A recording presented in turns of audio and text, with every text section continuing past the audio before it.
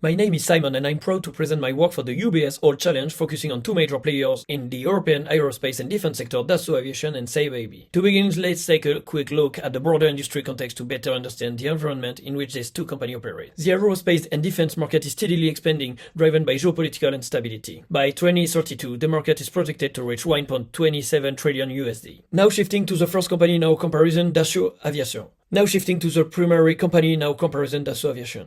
Dassault Aviation is a French leader in both military and civil aviation, manufacturing the Rafale fighter jet and Falcon business jet. Let's now focus on the second company, Saab.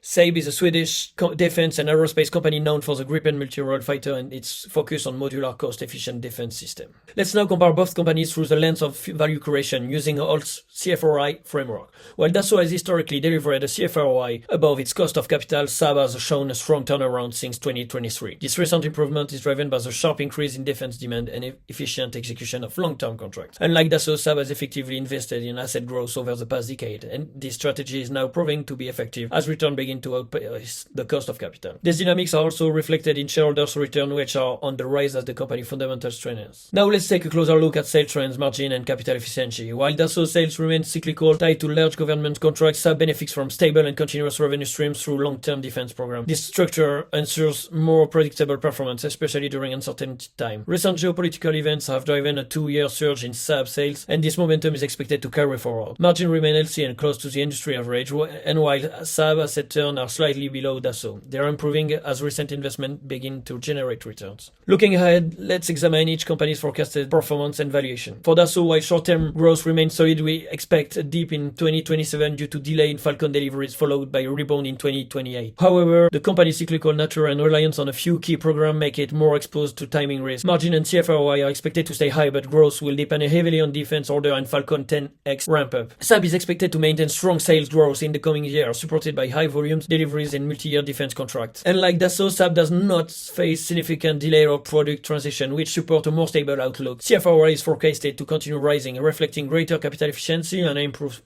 profitability. The company past asset investment are paying off, enabling growth without the need for heavy reinvestment. While Holt currently implies a higher downside of -39%, our analysis suggests that this may underestimate Saab long-term value potential as the market catch up with its improved fundamentals. To wrap up, here's our final recommendation based on this analysis above. Between the two, Saab is emerging as the more dynamic and high potential investment. It combines strong recent performance, rising CFROI, and effective long-term capital allocation through strategic assets growth. Thanks to the long-term contract and growing geopolitical demand, the company is positioned for continued expansion with improving operational leverage. We therefore recommend a strong preference for Saab over Dassault in European aerospace and defense portfolio for a long-term vision.